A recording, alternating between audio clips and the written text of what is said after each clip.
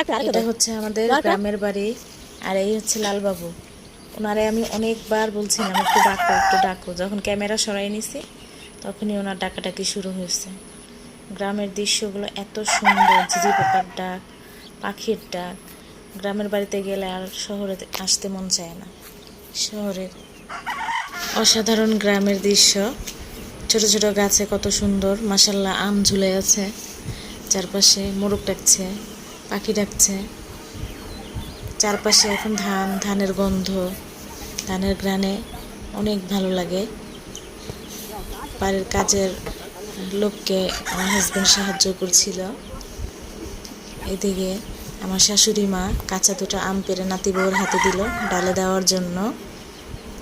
তারপরে উনি আমাকে ডাকলো তার পেছন পেছন যাওয়ার জন্য, ঘুরে ঘুরে আম গাছগুলো আমাকে দেখাবে। এই হচ্ছে আমাদের বাড়ির বড়